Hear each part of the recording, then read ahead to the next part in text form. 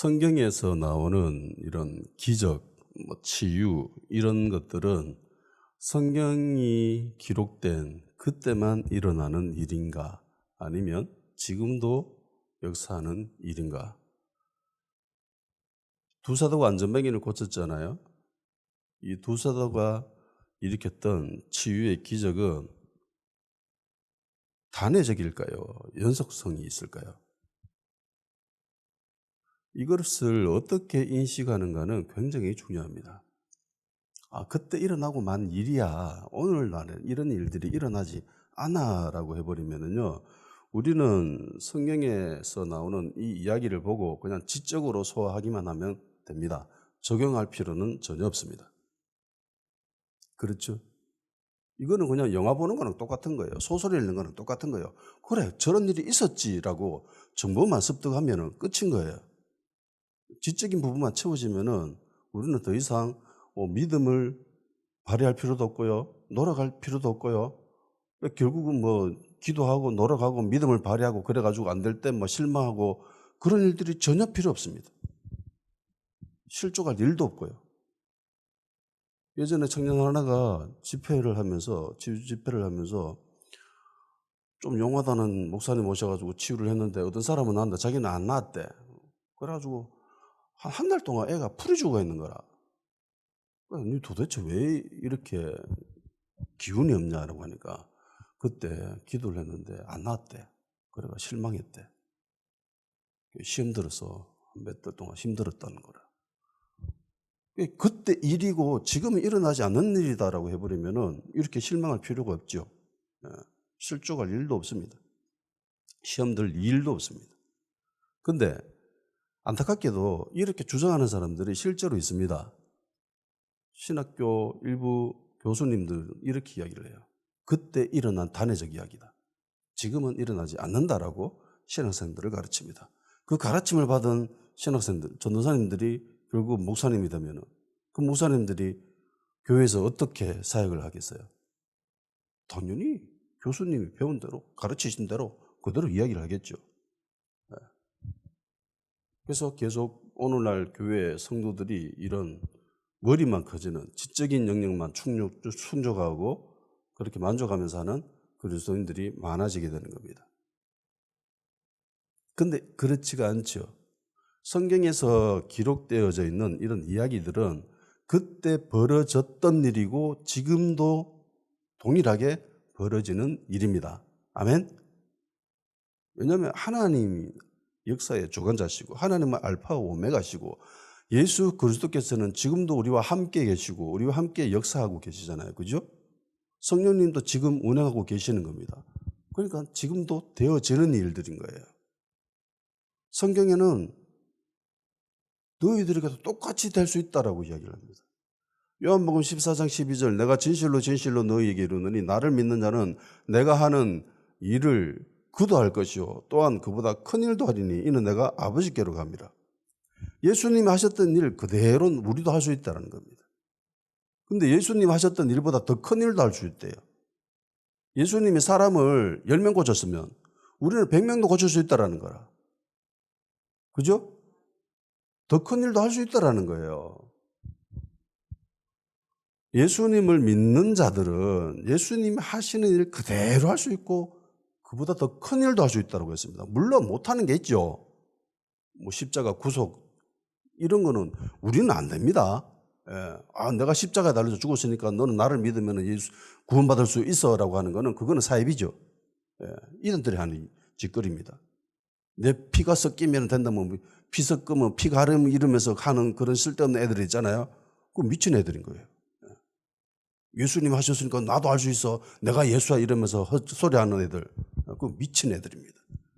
그 이외의 것들, 예수님이 구속사적인 그런 것들을 제외한 많은 것들은 우리도 할 수 있고 그리고 예수님 하셨던 일보다 더 큰 일도 우리는 할 수 있다고 했습니다.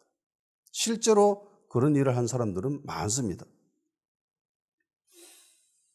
마가복음 9장 23절 예수께서 이르시되 할 수 있거든이 무슨 말이냐 믿는 자에게는 능히 하지 못할 일이 없느니라. 믿는 자들은 할 수 있지요.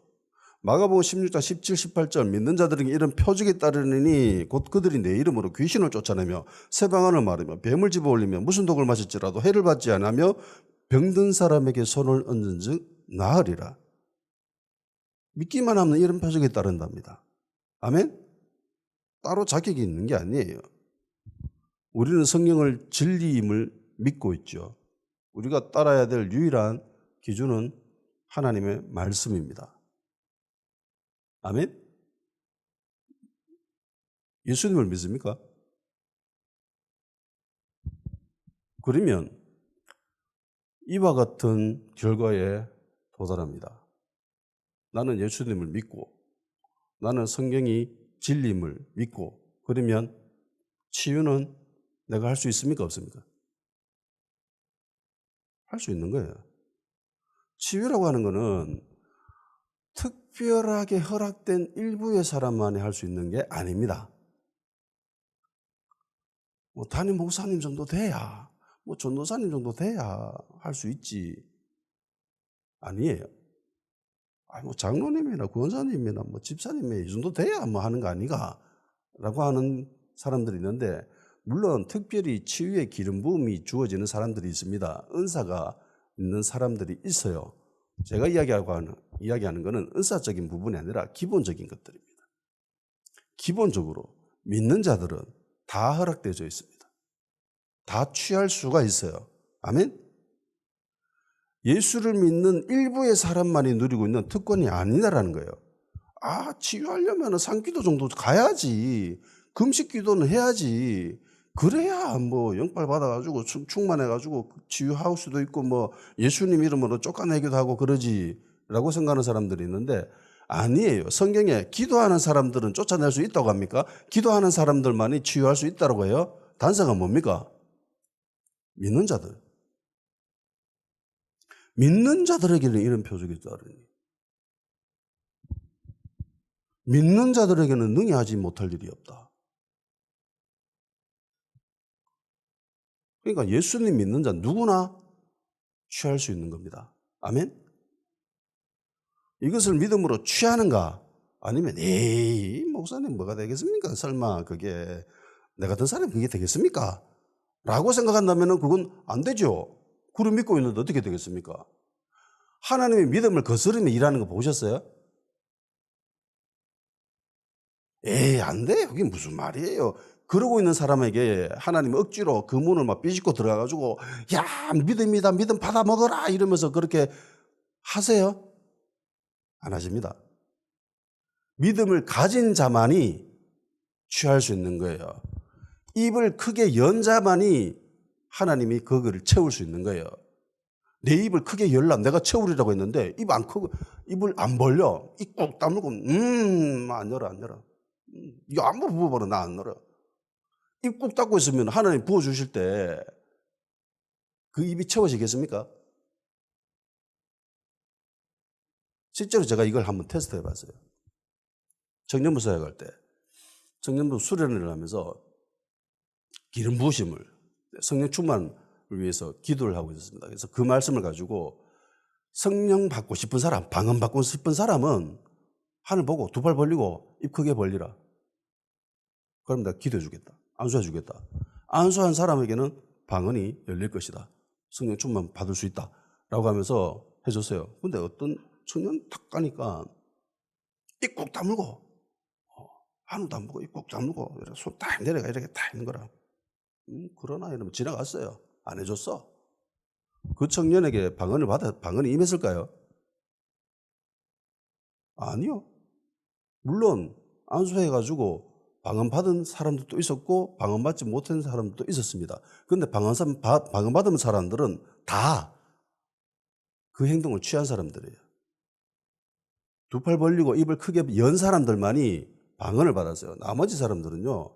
입 꾹 다물고 있는 사람은 받을 수가 없었습니다. 그때의 그 일로 정말 방언을 사모하는 자매가 방언을 받았었어요. 그러니까 믿으면 반드시 행동이 따르는 거예요. 안 믿는데 그게 어떻게 되겠습니까? 그래서 믿음으로 취해야 됩니다. 믿음으로 이 진리를 자신의 것으로 취해야 되는 거예요. 그래, 맞아. 나는 믿는 자야. 난 성경 말씀 믿어. 그러니까 믿는 자는 할 수 있네. 나도 할 수 있네. 라고 믿는 거예요. 아멘? 베드로는 자기가 가지고 있는 걸 안전뱅이에게 줬습니다. 안전뱅이는 그걸 안 가지고 있었어요. 베드로와 요한만이 가지고 있었습니다. 베드로가 이르되 은과 금은 내가 얻거니와 내가 있는 이것을 네게 주노니 나사렛 예수 그리스도 이름으로 걸어라. 일어나 걸어라. 자세히 한번 봅시다. 베드로가 가지고 있는 것을 안전뱅이에게 줬어요. 베드로가 뭔가를 소유하고 있었습니다. 안전뱅이는 지난 시간에도 설명했듯이 안전뱅이는 뭔가를 얻고자 굉장히 간절하게 구하고 있었죠. 구걸하는 사람이 원래 이거 얻어내는 전문가예요. 굉장히 간절한 눈빛으로 애처로운 몸짓으로 그렇게 있습니다. 보고는 불쌍한 마음이 안 들 수가 없는 거예요. 저 사람 내가 좀 도와줘야지. 이런 막 측은지심이 막 절로 나는 그런 막 베테랑인 거예요. 간절하게 쳐다보고 있는데 그래 줄게라고 하면 주세요. 베드로는 뭔가를 가지고 있었습니다. 베드로는 무엇을 가지고 있었죠?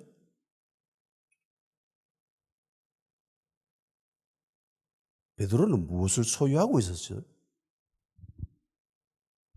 그리고 베드로는 이걸 어떻게 가지고 있었을까요?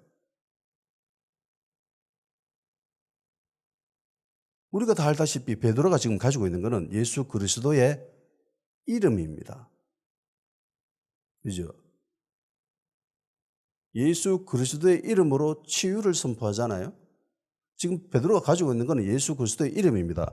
이 베드로가 가지고 있는 예수 그리스도의 이름에 대해서는 다음 시간에 자세히 한번 살펴보기로 하고, 오늘은 베드로가 이걸 어떻게 소유했는가?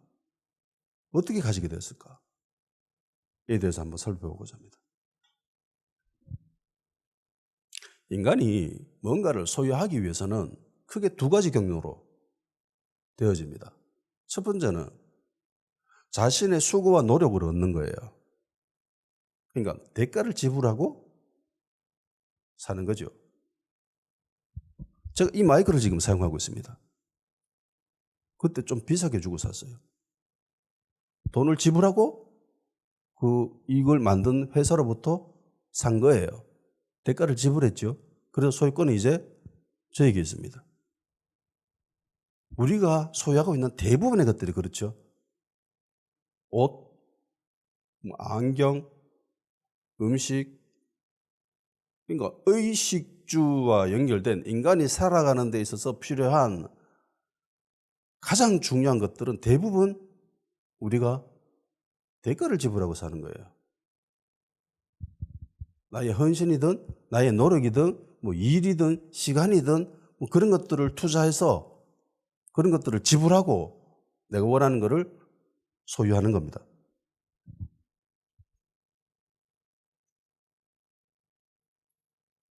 자, 이 과정에서 소유하게 되는 것들은 대부분 그 개인의 노력이 어떠한가, 능력이 어떠한가에 따라서 결정돼요.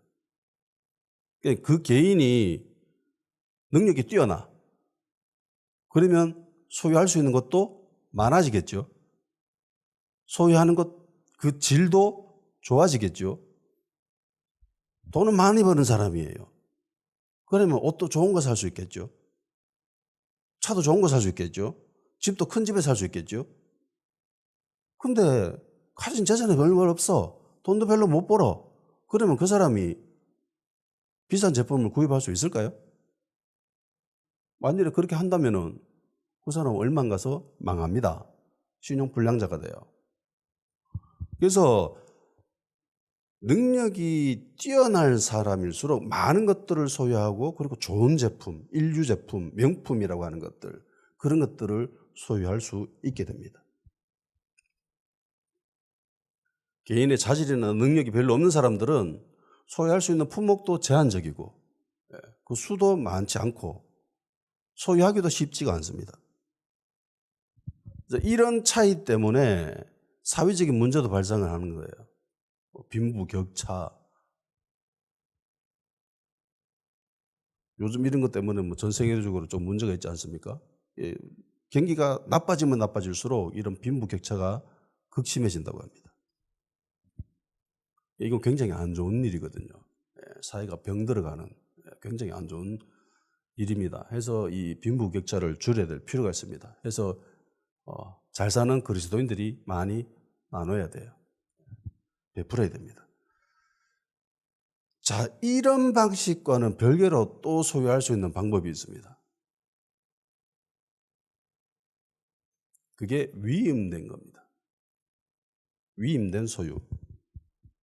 위임된 소유는 나의 자질이나 나의 노력이나 나의 능력과는 상관이 없어요. 이거는 원래 가지고 있던 사람이 줄 건가 말 건가 그 의지에 달려있는 거예요. 내가 우리한테 용돈을 줍니다. 얘가 어떻게 노력하느냐 안 하느냐와 상관없이 매월 어느 시점이 딱 되면은 아빠는 딸에게 용돈을 던져줍니다. 까톡으로. 얘따 받아라 용돈 이러면서. 내 의지거든요. 내가 안 주고 싶으면 안 줘도 돼요. 그러니까 나의 자녀는 용돈을 얻는데 용돈을 받느냐 못 받느냐는 오로지 아빠의 의지에 달려 있는 겁니다. 이해가 되세요? 그렇죠? 내가 줄 거냐 말 거냐에 따라서 그냥 결정이 되어지는 겁니다. 만약에 내 주변에 어떤 거부가 있습니다. 그런데 그 사람이 나에게 재산을 나눠주겠대요. 내가 어떻게 노력하느냐는 상관없이 그 사람이 그렇게 마음먹으면 그만이죠. 그 사람이 그렇게 마음먹으면 그냥 끝나는 거예요. 그러니까 나의 노력과 상관이 없는 거예요. 나의 자질도 별로 상관이 없고 나의 능력도 별 상관이 없습니다. 넘겨주려고 하는 원소유자가 어떻게 마음먹느냐 거기에 달린 거예요. 그냥. 재산이나 유산을 상속받는 사람들은 그 사람의 능력이나 자질이나 이런 건 별 상관이 없습니다. 그냥 상속하는 그 문서에다가 얼마 줄게라고 그냥 기록되어 있으면 그냥 끝나는 거예요. 그러니까 원소유자가 마음먹는 거에 따라 그냥 달린 거예요. 소유권을 이전을 하려고 하는 그 대상자가 의지가 있느냐 없느냐 그냥 여기에 결정되어져 버립니다. 만약에 난 저거 굉장히 원해요. 그거 제발 나한테 주세요라고 아무리 애원복고라도 주려고 하는 사람이 나 안 줄래 라고 마음먹어버리면 못 가지시죠. 못 가지는 겁니다. 아무리 원해도 위임해 주지 않으면 그냥 끝나는 거예요.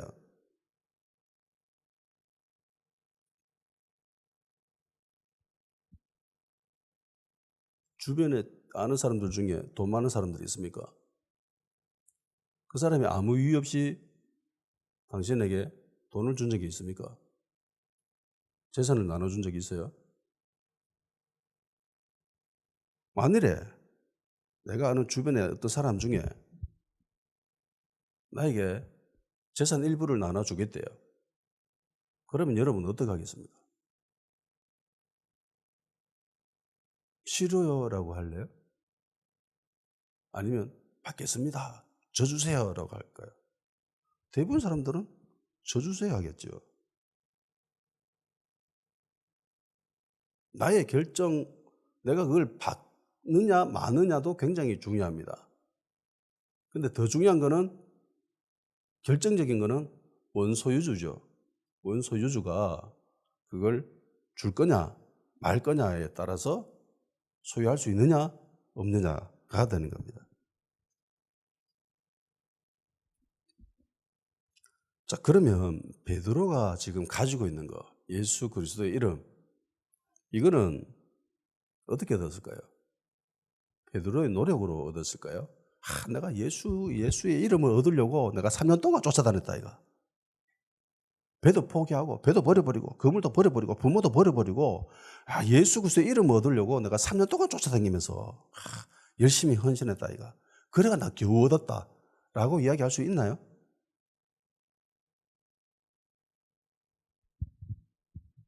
베드로의 노력으로 베드로의 헌신으로 베드로가 시간을 투자해서 그래서 예수 그리스도의 이름을 얻었어요? 아니면 원소 유주가 그래 이거 너 가져 라고 준 거예요.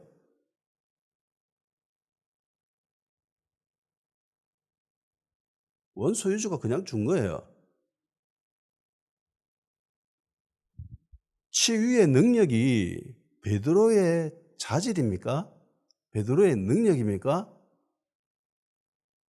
아니면 그 권세를 위임받은 겁니까? 위임받은 거죠. 이거 너 해. 앞으로 이건 네 거야. 이러면서 준 거예요. 예, 주세요. 제가 할게요. 라고 덥석 받았습니다. 그리고 게임 끝났습니다. 베드로가 한 거는 없어요. 그냥 받기만 했습니다. 하나님으로부터 오는 모든 것들은 믿음으로 받습니다. 그렇죠? 우리의 노력으로 받는 게 있나요? 내가 그거 받으려고 기도 정말 열심히 했다 이가. 그래서 받았다 라고 자랑할 수 있어요?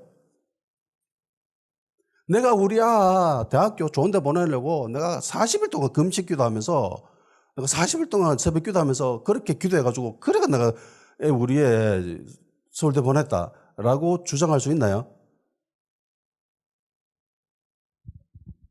하나님이 그저 주신 거죠.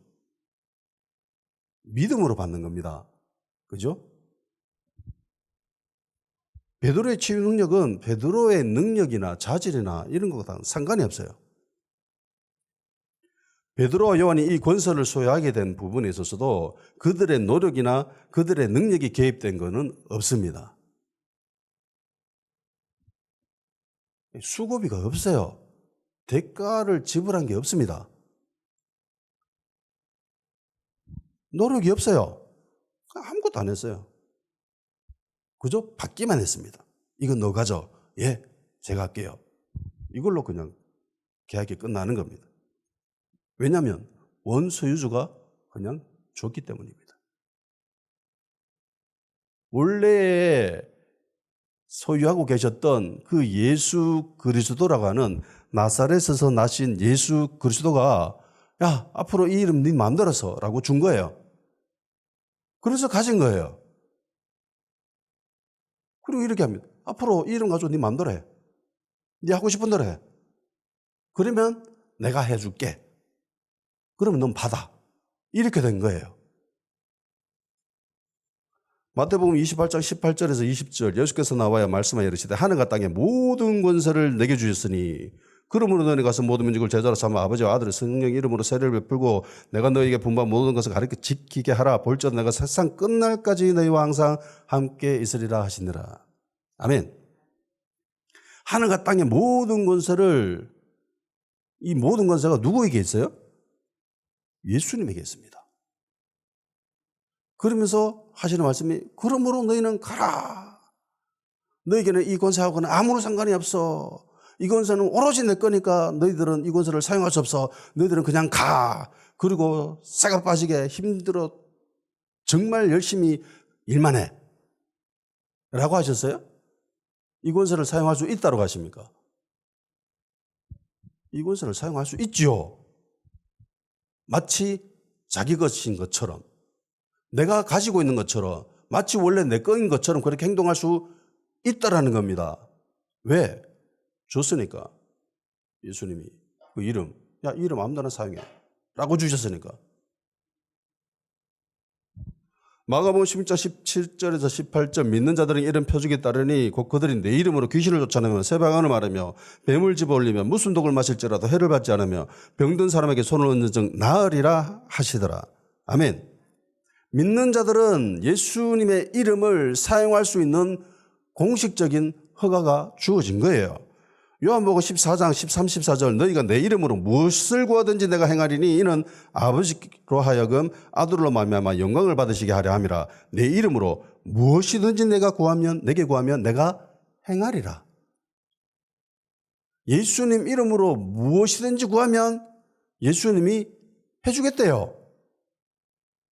그게 심지어 아버지께 영광이 된답니다. 굉장히 희한하지요. 예수님 이름으로 내가 필요한 거예요. 내가 필요한 아무거나 구하면 예수님이 막 움직이시겠대요. 해주겠대요. 근데 그게 하나님께 영광이랍니다. 내가 좋은 건데. 그러니까 마치 자식이 잘 되는 게 꼭 그 부모가 잘 되는 것처럼 그렇게 인식하고 있는 거예요. 내 자식이 대학교 좋은 데 갔는데, 내 자식이 좋은 데 취직했는데 왜 그 부모가 기뻐하죠? 솔직히 엄밀히 구분하면 자기 일이 아니잖아요. 자기는 그 대학교에 입학한 게 아니에요. 자기가 그 좋은 기업에 취직한 게 아니에요. 그런데 마치 자기가 된 것처럼 기뻐하죠. 그러니까 부모는 어떻게 보면 미친 사람들입니다. 그게 부모예요. 그리고 직장에 가가지고 또 심지어 한턱 쏘잖아요. 내가 한턱 쏠게. 우리야 서울대도 갔다 이러면서. 지하가 서울대도 갔는데 왜 직장 사람들한테 밥 사줍니까? 돈 사감에. 희한하죠. 근데 그게 부모의 마음이라는 거예요. 하나님 아버지도 똑같다라는 겁니다. 하나님 아버지는 이 땅에 있는 부모보다 더 우리를 아끼시고 위해 주신대요. 이 땅에 사는 부모는 이 땅의 일만 해줄 수 있습니다. 근데 자기 능력이 그 이상으로는 못 해주잖아요. 근데 우리 하나님은 이 땅의 일뿐만이 아니라 그 너머의 일들까지도 다 책임져 주십니다. 그리고 그 능력의 제한이 없어요. 무한대입니다. 다 해줄 수 있어요. 그게 우리 하나님 아버지십니다. 그러니까 이 일로 통해서 하나님 기뻐하시는 거예요. 와, 기쁘다, 뿌듯하다. 우리 아들 잘 됐네 이러면서. 요한복음 16장 24절 지금까지는 너희가 내 이름으로 아무것도 구하지 아니하였으나 구하라. 그러면 받으리니 너희 기쁨이 충만하니라. 예수님이 말씀하신 거예요. 예수님입니다. 예수님이. 원래 소유하고 계셨던 그분이 마음대로 써. 내 이름. 이때까지 너희들은 내 이름 안 썼지? 근데 앞으로는 내 이름 써도 돼. 아무거나 구해. 그럼 내가 움직여. 그럼 너희도 기쁠 거야. 받았으니까. 그리고 그게 하나님도 좋아하시는 일이야.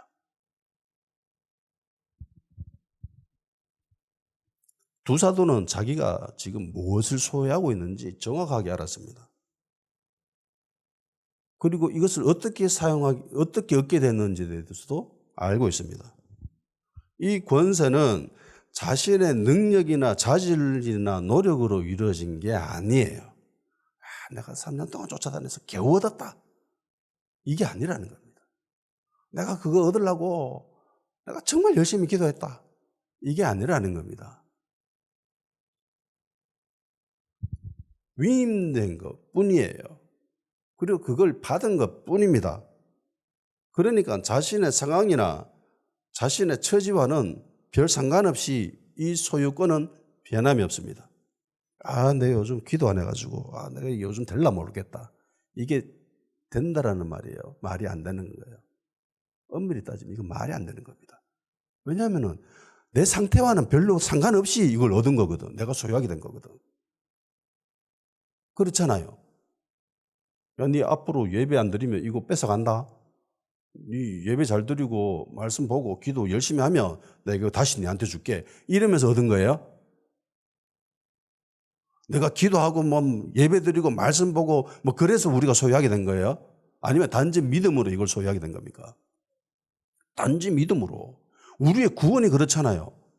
내가 영생을 얻는 건 내가 구원받았는 게 내가 어떻게 노력해가지고 얻은 거예요? 그러면 그 노력 안 하면 그게 또 뺏기는 거잖아. 내가 어떤 일정한 궤도에 도달했을 때 경우에만 이것을 얻었다라고 칩시다. 기도 몇 시간 하고 말씀 얼마 읽고 예배 얼마 좀 하루도 안 빠지고 예배 드리고 그러면 내가 이걸 얻었다라고 칩시다. 그러면 이걸 충족 못 시키면은 사라질 수 있죠.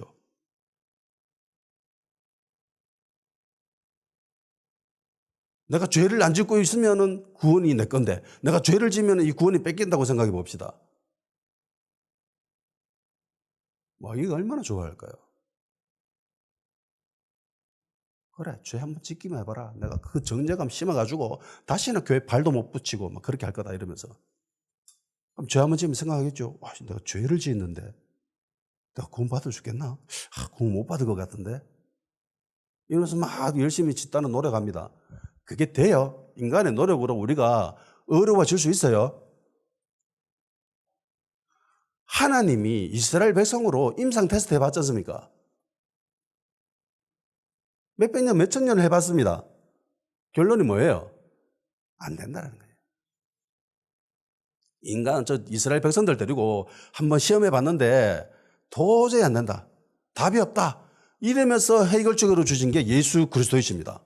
그래, 너가 안 되는 건 내가 다 해줄게. 대신에 너희들은 나만 믿어. 이러면서 우리가 구원받은 거 아니에요.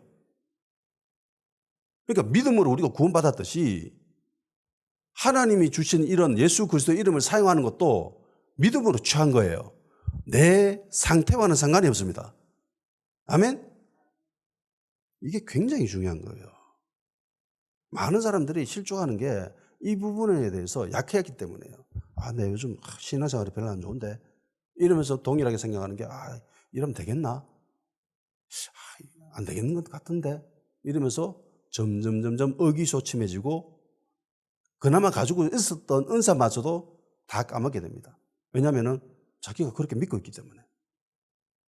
근데 내 의지와는 상관없이 내 상태와는 상관없이 그게 주어진 거예요. 소유권의 변함이 없습니다. 아멘? 키 160에 몸무게 50kg도 안 되는 여자 경찰이, 교통경찰이 있습니다. 덤프트럭이 과속을 합니다. 150 이렇게 막 밟으면서 막 지나가요. 그 가녀린 여자가 그 덤프트럭을 세울 수 있을까요? 세울 수 없을까요? 세울 수 있죠. 왜요? 경찰이니까. 경찰이니까.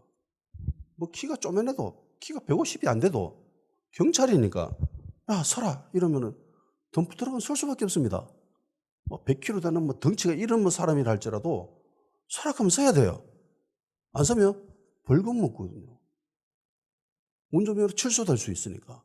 자기가 생계가 달렸으니까 말도 들을 수밖에 없습니다. 왜냐하면 그 가녀린 여자 경찰에게는 위임된 권세가 있기 때문에요. 내가 몸이 이래가지고 내가 키가 이렇게 쪼매내가지고 내가 몸무게 이렇게 작게 나가는데 내가 저걸 채울 수 있을까? 라고 걱정하면서 그걸 세우겠어요? 여자 경찰이? 아니죠. 내가 오늘 감기 걸려가지고 컨디션이 안 좋네. 나 오늘은 저 덤프트럭을 못 세울 것 같아. 근데 저 불법을 저지르는 차들을 제가 못 세울 것 같아. 라고 생각하는 경찰이 있을까요? 없어요. 그렇게 생각하면 그건 미친 거죠. 정신 이상자입니다. 그런데 그리스도인들은 왜 그렇게 생각해요? 왜 우리들은 왜 그렇게 생각할까요? 나 오늘 컨디션이 안 좋아가지고, 오늘은 좀 영빨이 별로 안 좋아가지고 잘 안 될 것 같은데. 라고 실제로 생각하는 사람들이 많습니다. 심지어 저도 그렇게 생각하니까. 신앙생활 잘 안 하고 있으면, 잘못하고 있으면, 내가 좀 잘 안 될 것 같은데. 라는 생각이 먼저 들어요. 근데 이게 잘못된 생각이잖아요. 내가 그걸 노력으로 취했어요? 아니잖아요. 물론 경건생활은 해야 됩니다. 예. 제가 이야기하는 거는 원론적인 거예요. 가녀린 여자가 아니라 그녀에게는 국가가 위임한 권세가 있기 때문입니다. 그렇죠? 그것 때문에 그 15톤이나 되는 덤프트럭이 서는 거예요. 권세가 없다면, 위임된 권세가 없다면 안 서죠. 그거 왜 섭니까? 그 가녀린 여자 경찰이 그 덤프트럭을 세울 때에 자신의 능력이나 힘을 사용을 할까요? 아니면 위임된 권세를 사용할까요? 위임된 권세를 사용합니다. 자기에게 부여된, 자기가 소유하게 된. 경찰이 딱 되잖아요? 그러면 그냥 국가로부터 그 권세가 위임되는 거예요. 우리가 딱 믿잖아요? 그러면 예수님이 그냥 주시는 거예요. 그러니까 염려할 필요가 없다라는 겁니다. 내가 오늘 몸에 병이 걸려가지고 오늘은 좀 저 차를 못 살 것 같아. 내가 요즘 컨디션이 신앙생활 잘 못해가지고 요즘 내가 기도하면 잘 안 될 것 같아 라고 생각하는 거랑 똑같다라는 겁니다. 근데 이게 논리적으로 얼마나 말이 안 되는 거예요. 그 가녀린 여자 경찰은 나에게 위임된 국가로부터 받은 권세가 있기 때문에 나는 그냥 손짓만 하면, 나는 호루라기만 불면 저 차는 서라고 하는 100% 믿음이 있죠. 눈에 보이진 않습니다. 근데 그 믿음이 있습니다. 내가 여자라고 무시하면 어떡하지? 내가 덩치가 쪼매나다고 말을 안 들으면 어떡하지? 그런 생각을 할 필요가 없다라는 겁니다. 위임받았기 때문에. 우리도 똑같이 이렇게 돼야 된다는 겁니다. 예수님으로부터 위임받았기 때문에 이거 너 가져. 예, 가질게요. 너 믿지? 예, 주님 믿지요. 그럼 이건 네 앞으로 네가 써. 예, 제가 쓸게요. 그러면 끝나는 거예요.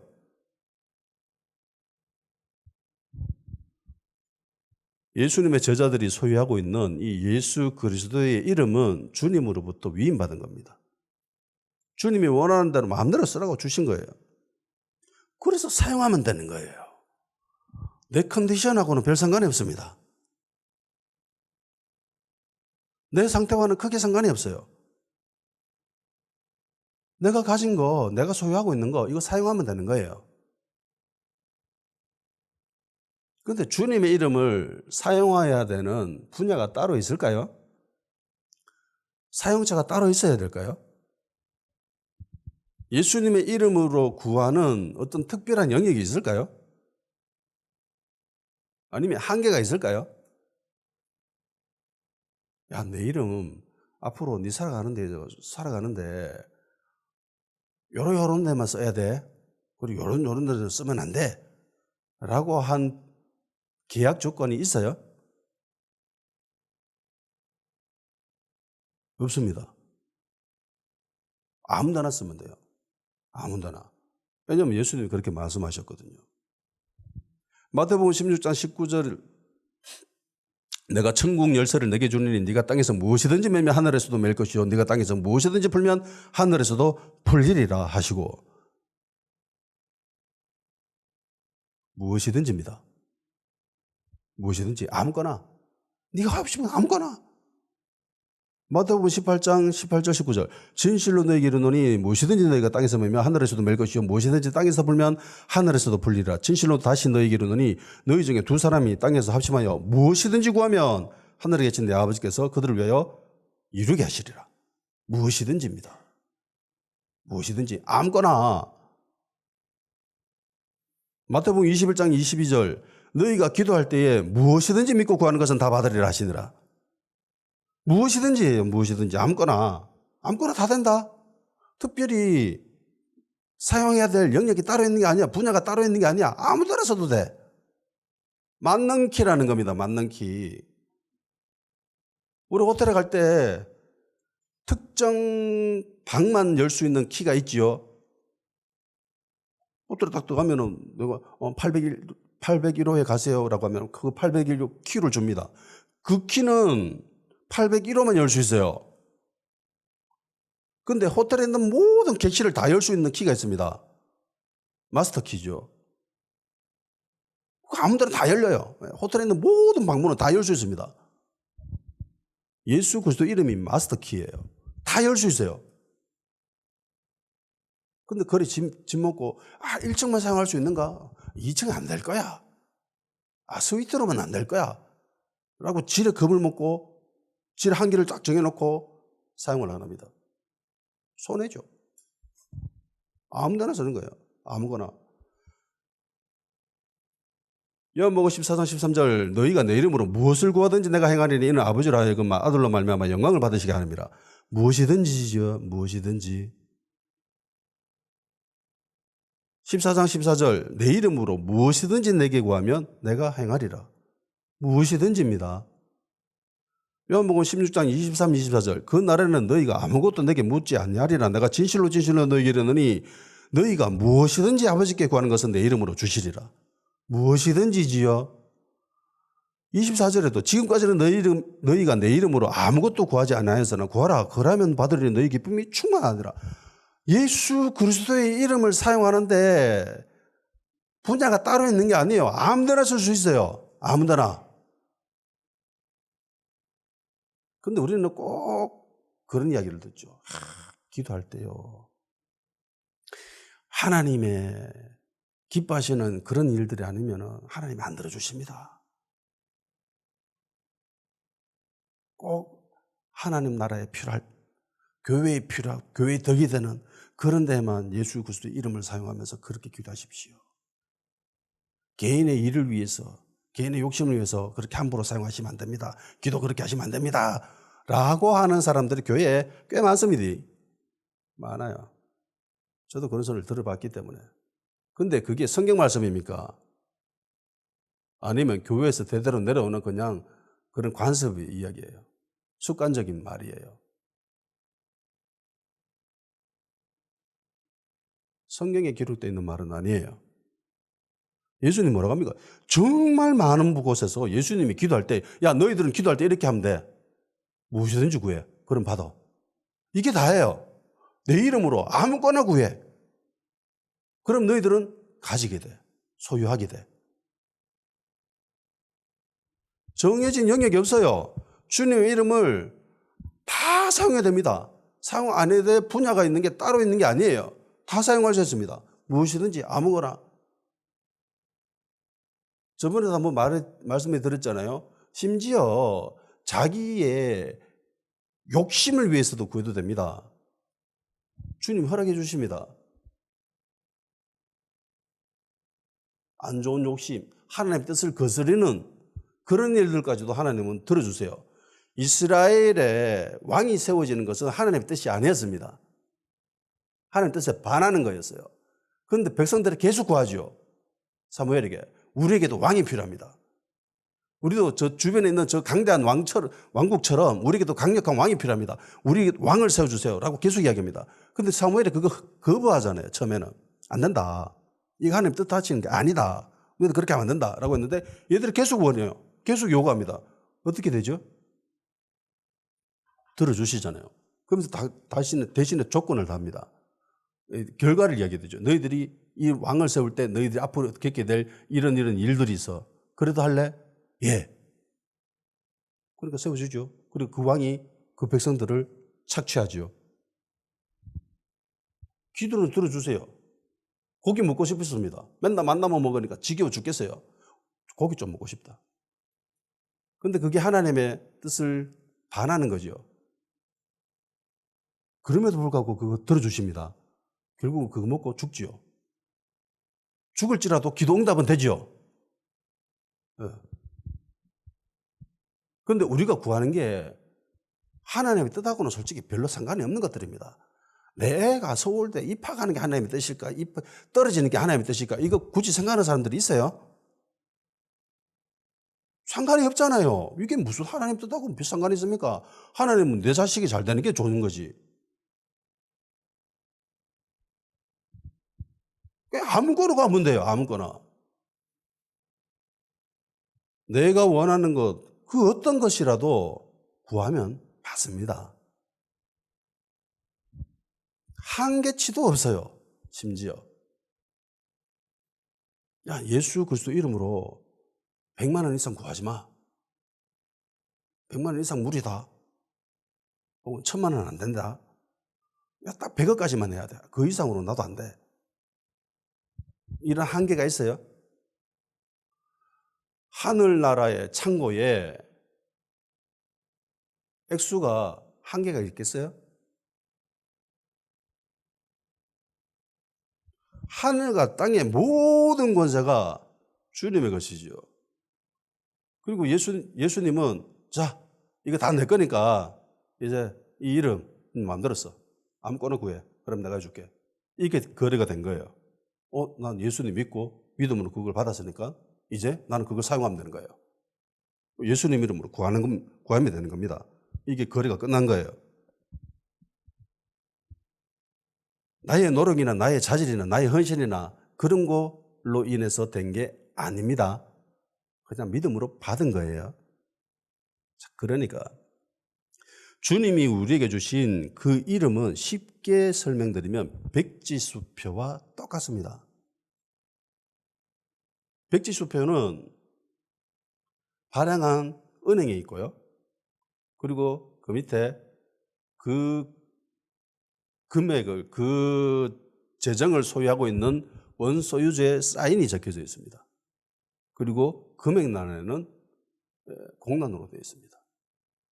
그래서 어떤 사람이 나한테 와가지고 이거 백지수표인데 당신이 사용하세요 라고 줬습니다. 근데 그 준 사람이 은행에 100만 원밖에 없어요. 그러면 크게 적을 수 있는 금액은 100만 원이 한계입니다. 그 이상으로 못 채워요. 적어도 못 받지요. 예, 못 받으면 100만 원밖에 없는데 100만 원이 끝인 거예요. 근데 은행에 1000억을 소유하고 있는 사람이, 빚해 놓은 사람이, 예금해 둔 사람이 나한테 백지수표를 줬습니다. 당신 사용하고 싶은 대로 이 백지수표를 사용하세요 라고 줬습니다. 그럼 나는 얼마까지 적으면 돼요? 1000억이죠. 근데 그 백지수표를 발행한 곳이 하늘나라입니다. 하나님 나라예요. 재정에 한계치가 있습니까? 무한대입니다. 그리고 그 사인이 또 적혀 있습니다. 예수 그리스도의 이름입니다. 그러면 우리는 그 백지수표에다가 내가 원하는 금액을 적으면 돼요. 내가 원하는 금액을 적고 청구하면 되죠. 누구한테요? 하나님한테.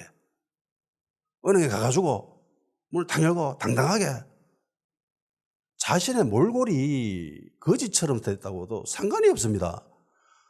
그 은행에 있는 창구에 근무하는 사람이 몰골을 보고 돈을 줘요? 아니면 그 수표에 사인이 진짠가 아닌가 그걸 볼까요? 그것만 확인하면 됩니다. 저 사람이 명품 옷을 입었나 안 입었나, 저 사람이 오늘 세수를 했나 안 했나, 저 사람이 오늘 머리를 감았나 안 감았나, 이건 안 봐요. 그거 볼 필요가 없지요. 더러워도 상관이 없습니다. 심지어 똥오줌이 묻어도 상관이 없어요. 그것만 봐요. 수표만. 사인이 맞나 안 맞나. 이 금액 원소유주가 가지고 있는 그거보다 뛰어넘나 안 뛰어넘나, 그것만 확인하면 끝나는 거예요. 그리고 줍니다. 그거 받으면 돼요. 하늘나라에 비치되어 있는 액수가 얼마나 많을까요? 내가 사용해야 될 액수가 한계가 정해져 있습니까? 심지어 내가 아무리 큰 액수를 적는다 할지라도 그 하늘나라 창고에 타격이 있어요. 야, 오늘 갑자기 이거 1000억을 쓴다. 어우, 하늘나라의 창고에 고간이 다 비어지겠는데? 타격이 심한데? 라고 하나님이 생각하세요? 생각해 보십시오. 하나님 우리한테 1000억을 주든 1조를 주든 어차피 그건 하나님 거죠.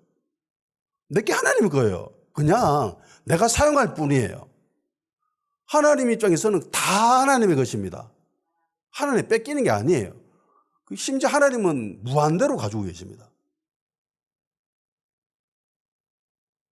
전혀 타격이 없습니다. 아우씨, 내가 이거 양심상 1000억을 적어 놓으면은 좀 거시기 한데 이러면서 쫄아가지고 백지수표 줬는데 마음대로 적어도 되는데 나보고 뭘 하는 거 아닐까? 싸가지 없는 놈이라고 막 손가락질 하지 않을까? 그렇게 염려해가지고 거기다가 100만 원이라고 딱 적고 딱 주면서 어때요? 저 착하지요? 라고 하는 사람들이 있습니다. 그리스도인들 중에. 하나님 그거 보고 기뻐하세요? 어떤 사람들은 담대하게 한 100조 적을까? 100조 적고 앞으로 이 100조 가지고 나는 이런 일을 해야지 라고 생각하면서 100조를 딱 내밀었어요. 이 100조 내밀었다고 나보고 싸가지 없는 놈이라고 하면 어떡하지? 그런 걱정을 할 필요가 있어요, 없어요? 그걸 보시고 하나님은 어떤 생각을 하세요? 오히려 기뻐하십니다. 이 자식이 이게 믿음이 대단한데? 하나님은 오히려 그런 사람들을 기뻐하세요. 세상이 감당치 못할 믿음을 가졌다고. 야, 세상 사람들은 누구도 이런 믿음이 없는데, 야, 니 대단하네. 이러면서 그 믿음을 기뻐하십니다. 칭찬하십니다. 백부장이 가진 믿음이었죠. 이스라엘 사람들 중에는 이만한 믿음 가지고 있는 사람이 아무도 없는데, 야, 니 참 대단한 믿음 가졌다. 왜 말만 하라고 하냐?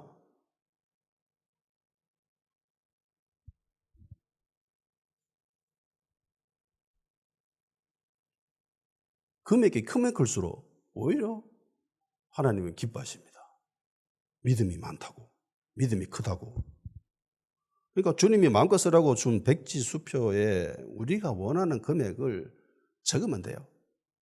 나한테 딱 맞는 금액만 적는 게 아니라 그 이상으로 과하게 넘치도록 적어도 아무런 상관이 없습니다. 하늘나라에는 전혀 타격이 없습니다. 심지어 하나님이 욕하지도 않으세요. 오히려 기뻐하십니다. 야, 네 믿음이 대단하다 이러면서. 내가 그 적은 금액이 1,000억 적었든 100만 원 적든 그냥 받으면 그냥 그걸로 끝나는 거잖아요. 그거 못 적었다고, 못 받았다고 실족할 필요도 없습니다.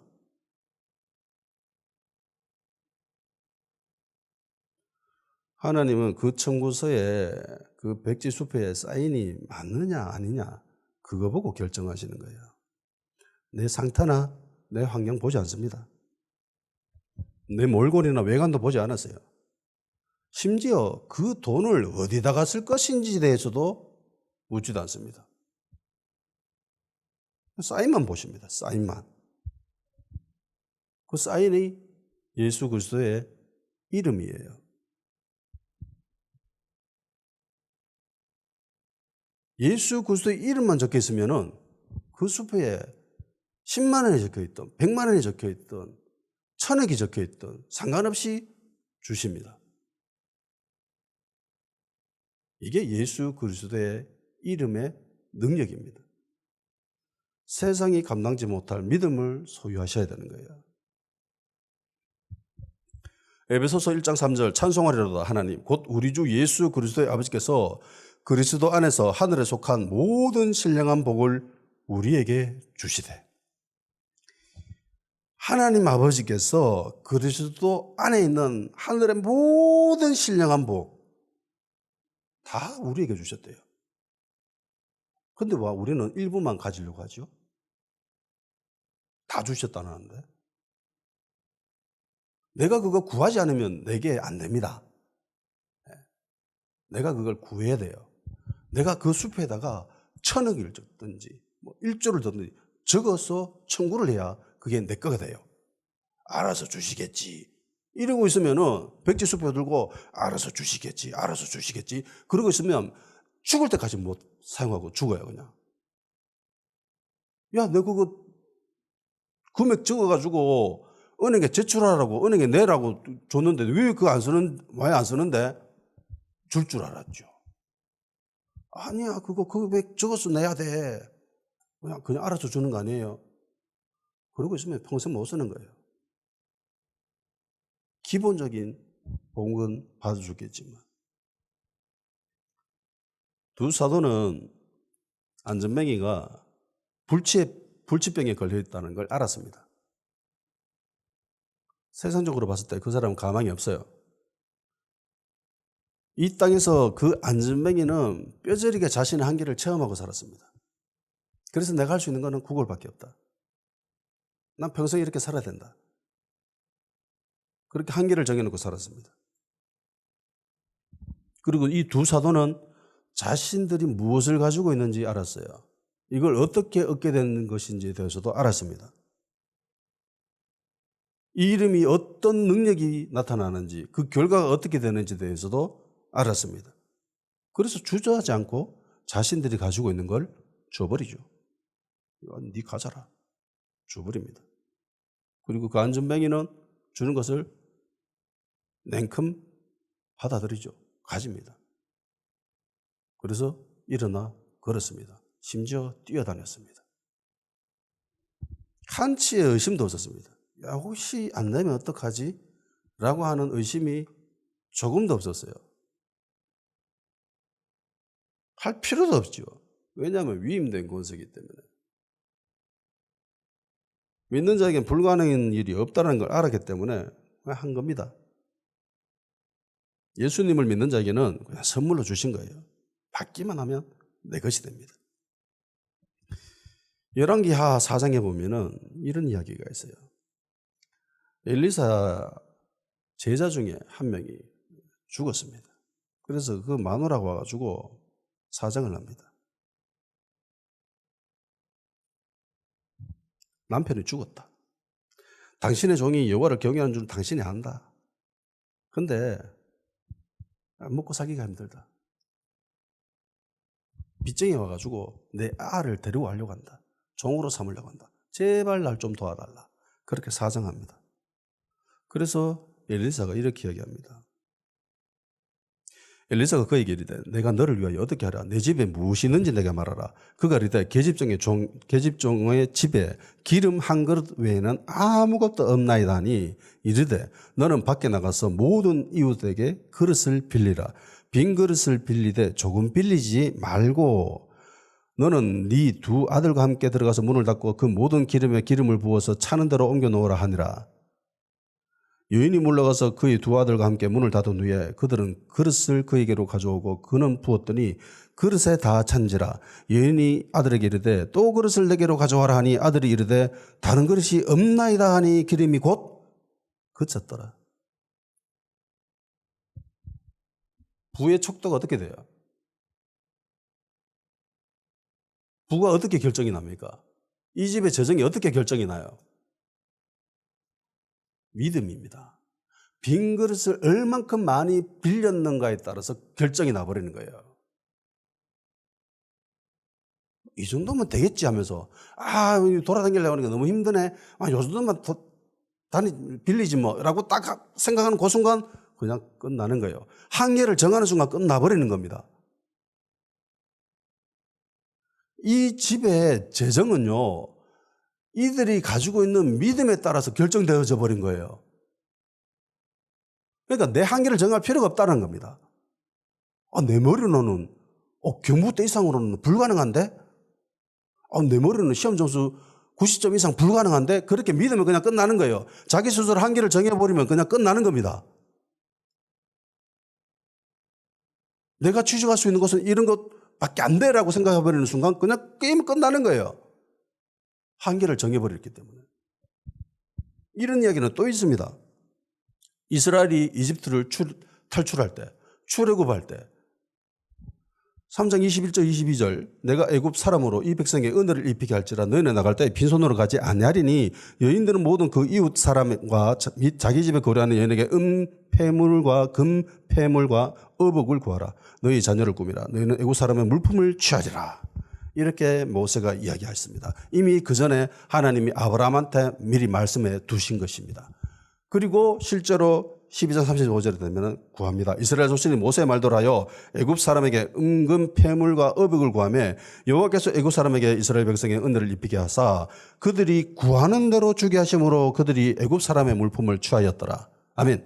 자, 성막을 짓는데 엄청나게 많은 재정이 소요됩니다.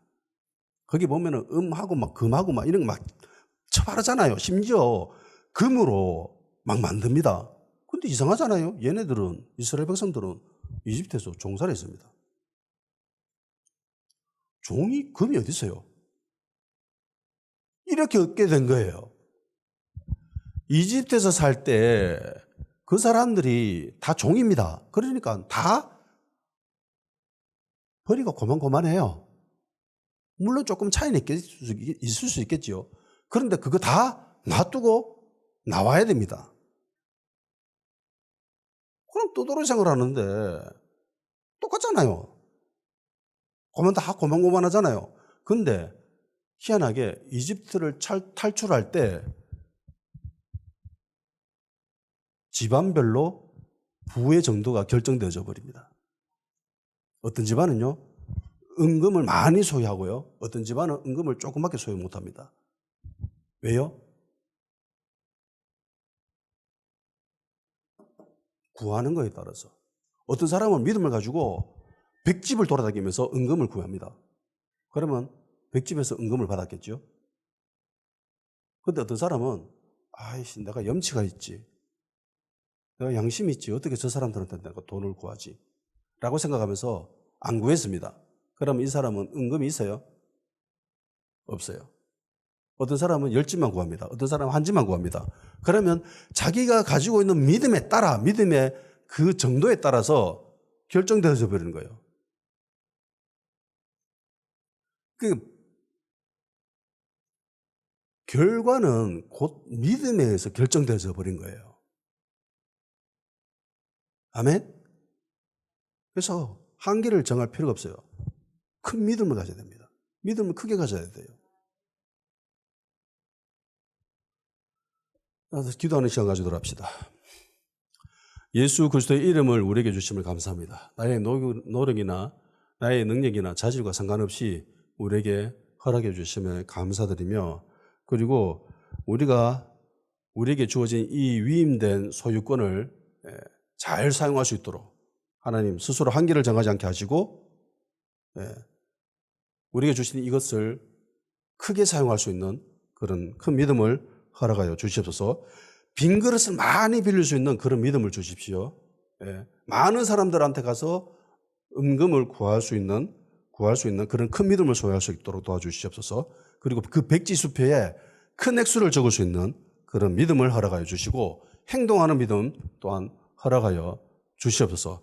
그래서 하나님께 영광이 되고 우리에게는 기쁨이 되는 그런 복된 그리스도인이 될 수 있도록 주여 역사하여 주시옵소서.